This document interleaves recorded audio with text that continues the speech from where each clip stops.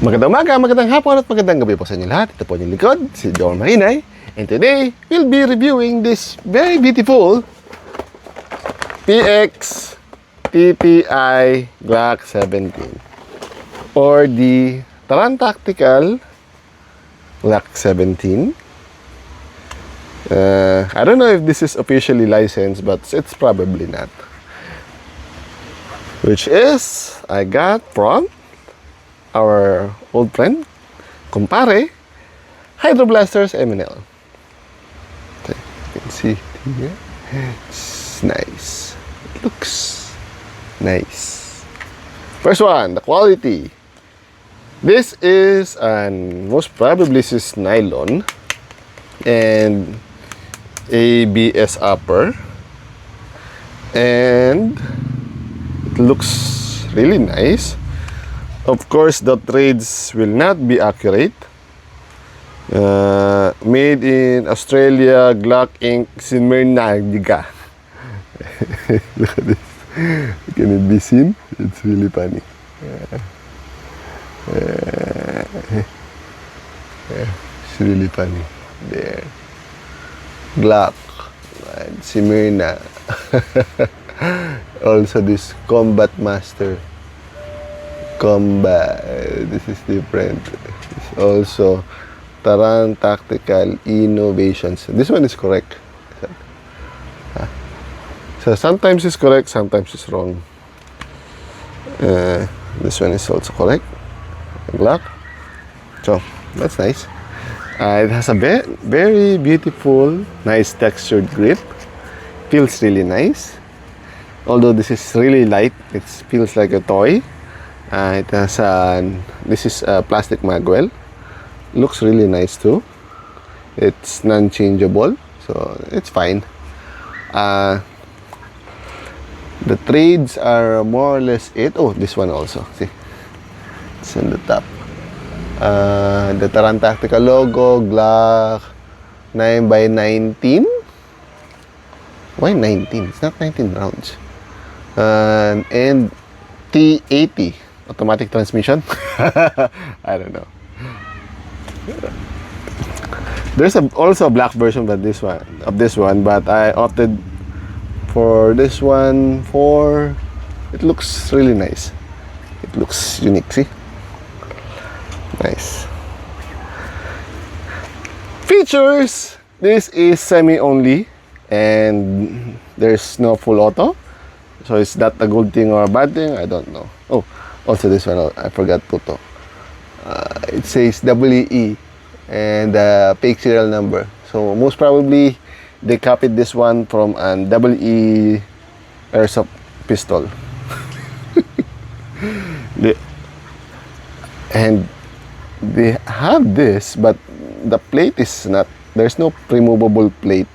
So most probably, if the screws are a bit longer, we can put a fake red dot sight here. So, and that will hamper the blowback. So I don't think so. It's not recommended. Anywho, as I've said, semi-only. You can do blowback. Oops, and there's a not magazine release, bolt latch, no latching mechanism for the slide lock. There, slide lock here, so it looks nicer. There's this is a metal outer barrel, but that is removable.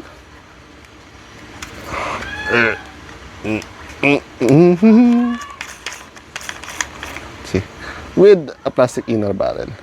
I've seen someone who changed this one to a gel blaster barrel that has a built-in rubber hop-up, so that's a very good idea. So kudos to that person. It's not a one piece. See, it stops here, and the magazine has very limited spring type capacity.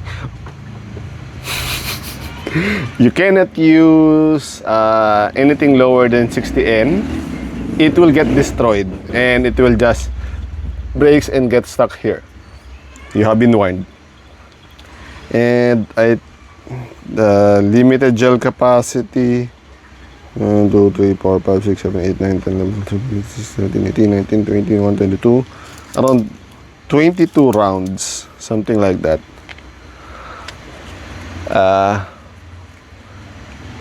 Not much. Weight, it's not even a kilo. I'll not check that one. Upgrades, there will be no upgrades on this one. If it breaks, it will be sad. Although Hydro Blasters is trying to contact the supplier to get replacement parts, because I know someone, customer of mine and a supporter of the channel, broke her gears and not be able to use this one. So be careful while using this one. Okay, FPS, depending on your gel, able to get a maximum of 144 FPS, so not that much. Range, it cannot hit the 10-meter mark. You need to angle it a little bit for it to reach, so you will see it on the firing video. And if it gets stuck on the slide lock, you put a new mag and it will fire once, because of the, this is also what do you call that one, manual cock. So if there's no battery, cock fire. So that's nice. Range barely hits. There's no accuracy, there's no hop up yet. So price around 3,000 pesos. So it's quite affordable, and it's one of the nicest handguns that you can buy right now. It looks really nice. It's, although I don't know which one I prefer, the Cook or this one. That one is full auto, this one doesn't have one. So, and you have very limited magazine capacity. So I think that one is better for me. If you want realism, this is nice. Said, if you put gel, slide lock, you need to cock it once. And sometimes if it does not detect the gels, it will slide lock even though there are still gels there. So you need to hold it, fire again, or you can just hold it. It's a typical workaround when it comes to GBBRs. You hold the slide lock,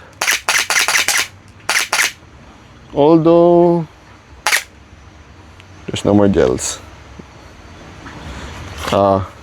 And it's common to have the gels breaking inside. So another thing to remember. Very limited ammo, but due to the far thinking of our friend, there's an available magazine in Hydro Blasters. Also, I think it's around 1,000 plus. Comes with magazine and another spare battery, because the battery is on the magazine. A tiny battery. So I don't know if I'm going to be happy in that one. So let's say if you change mag and you use a mag that has no battery, you will be able to use it. And the magazine is too light. See, I think I need to put some weights here to, if you press the release button, it will release naturally. See, not unless, or you can do this. Depends. Anywho, this is a nice looking unit. It's a very good display piece. Just do not break it, so it will last longer. Anywho, if you have any comments, suggestions, violent reactions, do not hesitate to put them down in the comment section down below and I'll answer it as soon as possible. Hanggang sa muli, paalam! Ching!